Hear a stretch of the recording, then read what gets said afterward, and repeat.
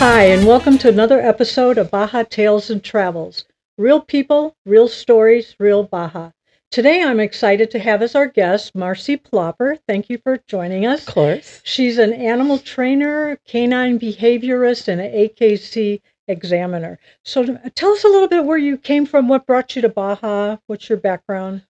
Well, I actually started out here. I originally from Canada, Oh, okay. so I'm Canadian, and I was brought here by a horse breeder. I started out training horses as I well as dogs. Oh, wow, I did not know that. Yeah, dressage horses, and so I was offered a position with a winery that had Andalusian horses.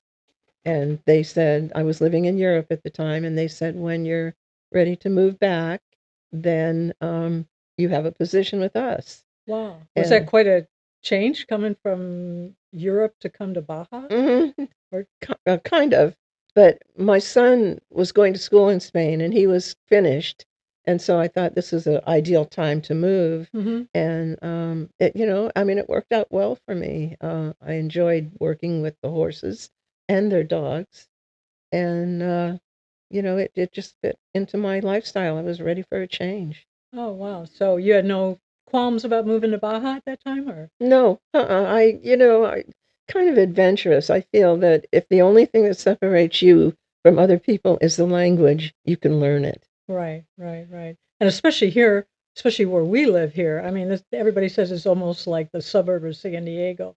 People are pretty good at forgiving you if you don't know Spanish or whatever, but yeah, it's an easy thing. So you went from horses and then you focused on the dogs. What was that like? Did Uh, Dogs are a lot easier. They're smaller. Well, with Most of the them. training the horses, you're responsible for everything that horse does, Oh, wow. and you're working for owners, and if the horse fails, it's your fault. Oh, wow. Whereas with the dogs, I mean, if you ask me to train your dog and you don't do your homework, not my fault. Right, right, right, right. So, tell us about your typical kind of training schedule. You do group training and private training? Yes, right now I only have 4 classes a week, but most of my clients are private clients. I deal with a lot of behavior issues, so I don't just do your normal heel, sit, stay. Hmm. I deal with the personality of each dog. So you're able to look at a dog and know their personality, or? Yes, I do. I feel like I can connect with them pretty quickly. People go, "Oh my gosh," but you do. I mean, you develop a rapport with the dog after you assess the personality. So do you think the dog's personality is a reflection of their owner? No, No. no, I fortunately, I think that people choose dogs with certain personalities, but they don't assume each other's personalities. Because a lot of times they say people's dogs look like them, so I Well, thought. that can happen, but I don't think personality-wise it's So who has the bigger personalities in dogs? Is it the little dogs or the big dogs? I mean, they're all different. yeah. They're all different. Some are more willing, just like people are, to accept a correction, Hmm. accept new things, and it's a lot to do with the person that wants to deal with the personality and realize that that's an individual, just like their child would be. Hmm. So what's the biggest challenge you've had with training? Well, it's training both the owner and the dog, right? It's Right. a package deal. It is a package deal. I think that the owner that comes with the misconception that they know, they've watched videos and, that really sets me off when the person says, "Oh, I've watched a lot of videos." And, it's like, "Okay, fine." Yeah, so why are they Yeah, why talking to are you now talking yeah, if they why did know? you call me? Yeah. Um, I think that imprinted habits in older dogs are a challenge. Mm, Rescues, of course, are a challenge because we don't know what their background is. mm. And you probably deal with a lot of people that do have the rescues Oh, down it's here. mostly Is rescues. it really? Yeah, mostly rescues, and we try to make a difference. I try to figure out what triggers the dog, Hmm. um, what bothers the dog, and let the owner know that it takes time for that dog to adjust. to a new situation, knowing that they're not going to have to leave, that sort of thing. Uh-huh. Uh-huh. So, can you explain like a typical training session, what that's Well, like? again, it depends on the Oh, dog. okay. But let's In a say, group setting, I'm talking okay, about. a group setting, again, I keep my classes small Mm-hmm. because, again, I have to deal with each personality. It's not, everybody's not going to be doing the same thing. Maybe one of my key things is look at me. Look at me always triggers your dog to sit. Always. Always. Okay, now I'm going to try that after this. This is interesting. And, I want to see if I say look at me to you, if you'll sit. Well, it worked. It I'm worked. sitting. It worked. It worked. No, so I always start with getting the dog to focus on the person. Look at me. Now the focus is on me or on the owner. You can't, if a dog is looking away, they're not hearing you. And when you're doing the look at me, you're not including a treat or anything like that. It's strictly look at me Okay. to get their attention. And then we might go from there. Now, look at me. Usually the dog will sit. If they don't sit, at least have them look at me or look at the owner. Because I think a lot of people sometimes use the treats as a. I use a lot of Oh, treats. you do. I So use as a reward or. for a reward for a behavior that I've asked. Oh, Yeah, okay. no, I use a ton of treats. Okay. But not as the dog progresses in their training, the treats become more spontaneous. That maybe every third time the dog reacts, they get a Okay. treat. So there's some expectation being built. So in a group setting, do you run into challenges because you've got multiple dogs with multiple Oh yeah. personalities? I mean, how do you handle Oh something like yeah. that? I've got a challenge right now with a golden retriever. The dog is, I think they said it was 2 years old. It's just been altered, just had the Uh, surgery. The man has had the dog since it was a small puppy, but the dog was never taught to walk with its head up. The nose is always on the ground. oh, wow. I can't quite, haven't been able to quite figure it out yet, but he's in with a regular class, and the regular class, they're quite patient and they see improvement, and Uh-huh. we're seeing improvement right now. But, that's why I keep the classes 6 to 8, Uh-huh. unless it's the rescue class. I do a rescue class that has 14 to 18 in Oh, it wow. Wow. with all rescues, and that's a challenge. Oh my gosh. And it's just you. Yeah, but it's fun. Oh, It's is it? really fun. Yeah. Because those dogs really change from the beginning of a session to the end. Oh, that's got to be heartwarming for Oh, it's you. fabulous. And that's a big thing because, here that in Baja, that's a big issue. All these dogs that are wandering the streets and stuff like that. And if somebody down here will rescue one of those, I mean, it's good Well, for that person and it's good for the dog. it is what I work with a particular rescue organization, and we take the dogs to the US and to Canada to be adopted. Oh, really? So we make sure that they have some degree of training before they're put into adoption situations. Wow. So it's not necessarily people here adopting them? No, Oh, no. wow. And then those people that adopt dogs from that certain organization have the opportunity to call me and talk to me or do a video chat or something so that I can continue helping with the dog. Oh, because you already know the dog's Right, background. exactly. Oh, wow. See, Exactly. I thought you were just dealing with people down here that for their own personal use, No, adopt a dog. it's Oh, widespread. wow. Wow. So some of those dogs get the big ticket out, huh? They get to go all the way up to Well, Canada or they take these dogs to adoption events. okay. Um, like every Saturday, there's an Okay. several events, and the dogs are adopted, and they're given my card, my information. If they have problems, they call me, and so it Wow. doesn't end with that. Wow. That's amazing. So um okay, so let's think about one of your training sessions and a dog that really stood out to you. Do you have any? I mean, is it a particular breed or is it big dog, little dog? No, I mean it's sometimes they do surprise me, and it's like, oh my God, you're really doing that, but it has a lot to do, and the owners are once they connect with the dog and they realize that this dog has a communication with them. Hmm. I mean, it's just fulfilling. Uh-huh. I don't think there's any one dog that stands out because they all improve through the course of a training session. Yeah, and as a dog owner myself, I mean, it's when your dog, the love that's between the two of you. There's no greater feeling than that. So And it's a bond, yeah, and yeah. it's a communication. But you must give your dog time to adjust, especially if they're a rescue, Mm. to a new situation. Don't expect too much too soon. Mm-hmm. It takes 4 or 5 weeks. Mm. Now, does it matter if a dog gets trained as a puppy versus, say, somebody that adopts a dog that's 2 or 3 years old? I mean, is It's it still trainable no matter what age? absolutely. But should people start if they can when the dog's a puppy? I like to start with them when they're about 4 months old, Oh, okay. and we do mostly puppy games. Like get it, throwing a treat, and telling the Mm-hmm. dog to get it, or turning around, spinning around, Is and that just to get them to listen? just to get them focusing on you. Wow. So and those, a lot of treats with that, a lot of reward, Hmm. and knowing when the dog gets tired. It's like some people say, "How long is the session?" I said, "I watch the dog. The minute I see fatigue, I stop."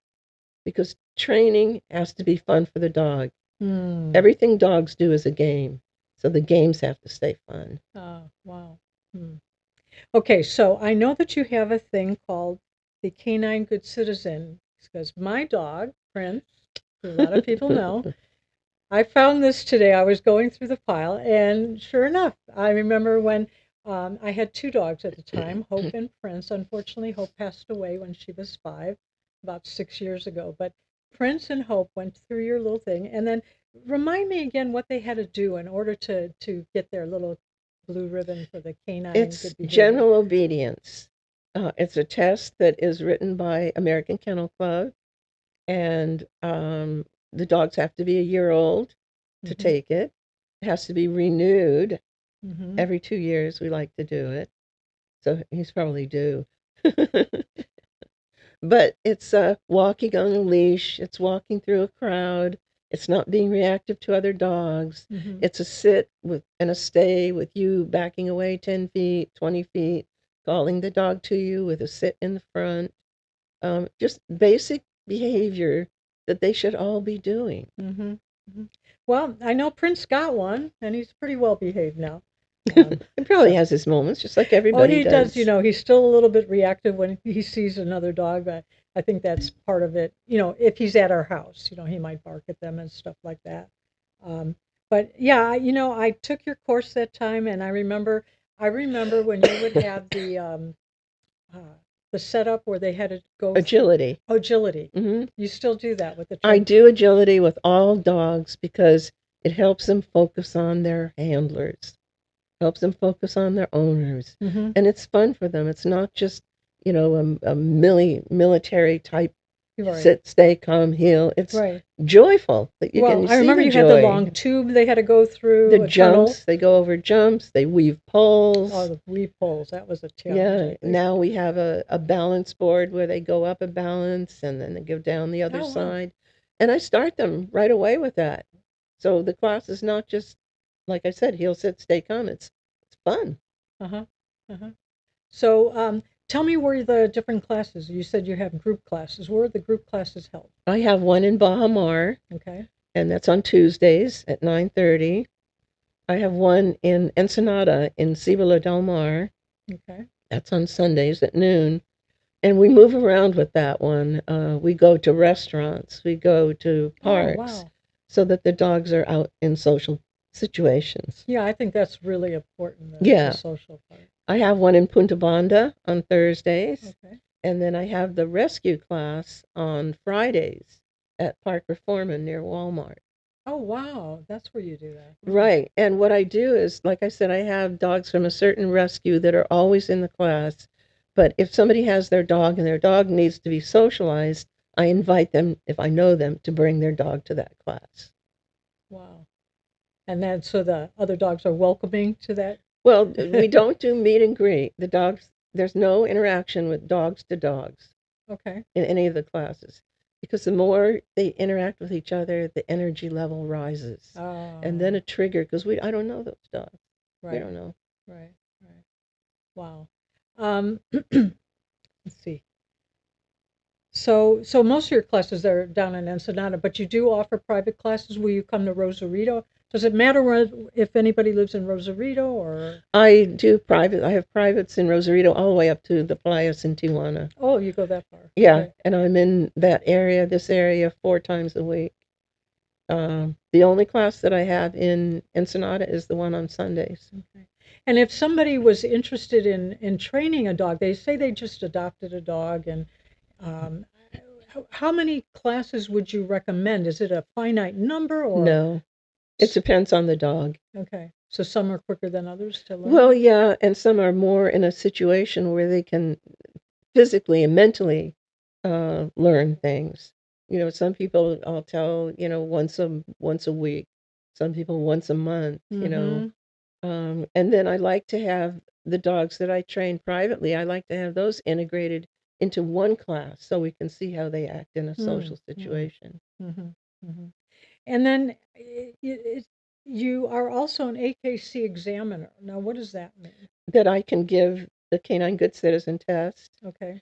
That do other tests that AKC offers. There's numerous tests. Like, what about service dogs? Are you? I do train service dogs. It has to be a legitimate service. See, that's a real controversy because you especially like when you go to the US, you see a lot of people and they have that vest on the dog and the dog is clearly not acting like a service Well, dog. and because of the American Disabilities Act, you can't question it. Yeah. So, you know, I tell people if I'm going to certify your dog as a service dog, which I have the right to do, I make sure they have to have the Canine Good Citizen test before I would even start.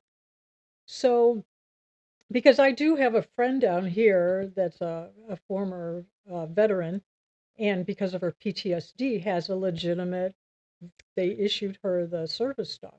I mean, and that dog, you could tell, it just did its job.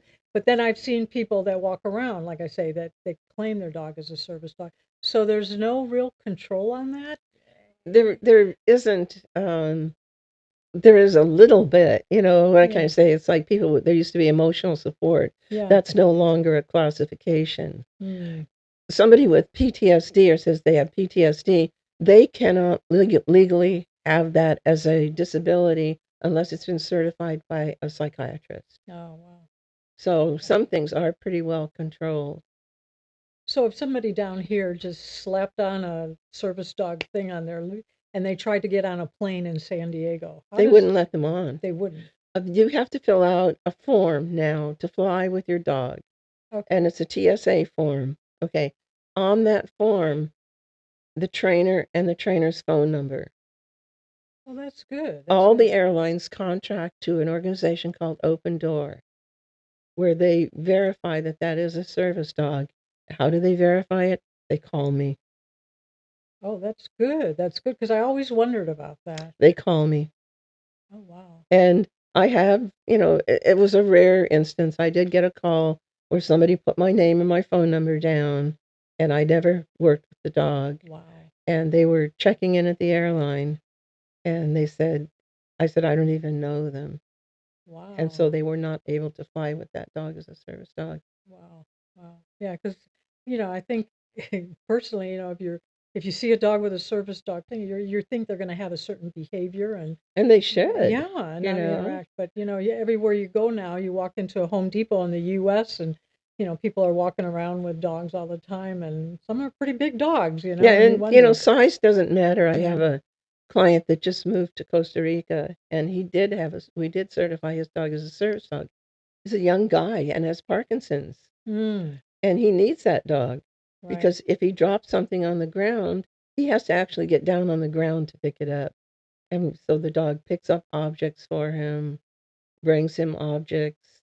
We taught it to open the refrigerator with a rope on the handle, turns Wow. on a light switch by jumping on the wall. Yeah, Wow, that's pretty that's a amazing. service dog. That's a true service dog. Yeah. Yeah, that's really cool to see.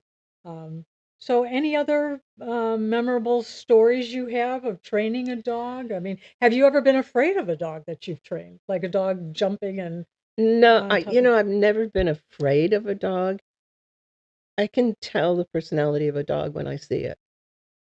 There are dogs that I will go into to train that I won't touch because I know they're reactive. Hmm. So have you ever gotten bit by a dog that you were training? Or you just, I was bitten one time in all the dogs. Wow. This was a sneaky little devil. It wouldn't come over to me. I offered it a treat. It wouldn't come over to me. I dropped the treat on the floor. Now it comes to get the treat. Now it comes to my hand to take the treat. As it takes the treat, it decides it's also going to bite me. Oh, biting the hand that feeds you. Biting the hand that feeds Literally. you. But that's the only one. It was a little dog? Oh, little Oh my gosh. creature. Wow. Yeah, yeah. So, like I said, I know when I go in whether I won't go up and touch dogs. Mm-hmm. The dog comes to me. Well, that's probably good advice to anybody, wouldn't you say? Yeah. Don't go up to a dog. I think a lot of times people say, "Oh, it's a cute dog," and they stick their hand out. Yeah, you don't know. Yeah. The other thing that people do, this is stick their hand out for the dog to smell it. Mm-hmm. That's actually invading the dog's space. So if you want a dog to come to you, open palm at your side, let the dog come to you. Oh, wow, that's great advice. Yeah, Yeah, I never thought about that. yeah, Yeah, because otherwise you're just sticking it out there like, hmm. yeah, yeah. So, I assess personalities before I even Hmm. deal with the dog. And then I know some people some people prefer to have those leashes that retract in that. And I personally never liked them, but what's your opinion on that? Is that good for a dog or not? I think they ought to be banned. Okay, good, good. Then I'm not wrong about that. No. Shouldn't a dog walk next to you? Well, I they don't mean, have to walk right next to you, but with those, you have to understand the personality of a dog is that when they feel pressure on their neck, the response is to pull against it. hmm. So the expandable leashes always have pressure on them. So the Ah, dog is going further and further away. And also, you don't have any control. right, You right, can't correct anything. right. Okay, that's what I thought. Because good. Whew, sometimes I No, wonder about that. Yeah, I like a dog that is on a loose leash. That's hard to say. Loose leash, right? Walking right. next to you. Yeah. Oh, but I never thought about that, the pressure. And then Yeah. what about the different collars? Does it matter if it's the like Prince? I like to put the what do you call Harness, vest, like the vest like kind. a harness. Yeah, You versus can a you collar. can use a harness once a dog knows how to walk, or on tiny, tiny dogs, I use them. But again, the similarity to a horse wearing a harness. Hmm. The horse feels the harness and they pull. Now, with the American Kennel Club, I'm not allowed to examine dogs for canine good citizen that are wearing a harness because they feel it alters the way the dog Oh moves. wow. You think it's very safe and very wonderful and there's no pressure, but the reality is the sides of it are actually putting pressure on the rib cage. And what's directly inside the rib cage? The lungs. Hmm. So That's I interesting. prefer what's called a martingale collar. Explain what that And is. that is, it's a collar that's made out of regular webbing, and the two pieces come together with either a piece of leather or a piece of chain. So the pressure's on the sides of the neck, not in the front. Oh wow. Yeah, and I don't know if I've ever seen something like that. Huh. I loaned one out, otherwise I would show it to you. Huh. Oh no, I think I do have one in the car. I Hmm. can show it Hmm. to you. Yeah, because that was the reason I went with the harness is that I didn't want the pressure on the neck. But Right, I didn't think about that. It is pretty tight on his ribs. right, yeah, Yeah. it's one size doesn't fit all. Yeah. Anyway, I prefer martingale collars. Okay. I don't agree with using shock collars. Mm-hmm. Um, I don't like using external attachments that you control that are on the dog. Hmm. There's, other ways of doing things. Right, right, right. So it's really getting the dog to understand the command of the person versus something Yeah, foreign. yeah. I mean, Yeah, I don't go for that. yeah, yeah, Plus it bruises the trachea. yeah, yeah. So, Wow. So, Are you open to new clients? I'm hoping. I do have some space available. Okay, so I have some regular clients, but always interested in meeting new people. And if people are interested in a class, I do require that I have a session with them first so that I can meet them, meet their dog, and learn what their expectations are. okay. So I would, highly recommend, if you're down here and if you have a dog that you brought with you, or perhaps you go to one of the local rescues and rescue a dog, or even find a dog. I know one of my neighbors once found a dog wandering on the road and I've just got sort of those. adopted it.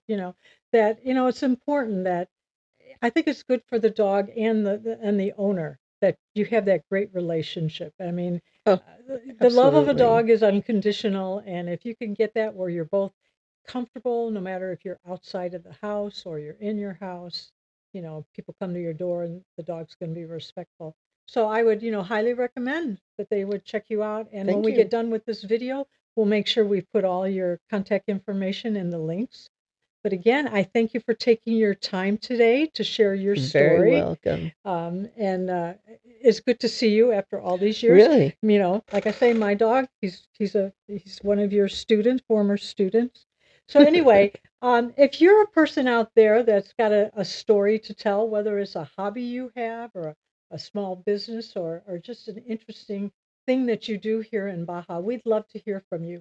Send an email to studio212team@gmail.com, and maybe we can get you on another episode. But until then, thanks, Marci, You're very and welcome. we're going to make sure that we see you soon.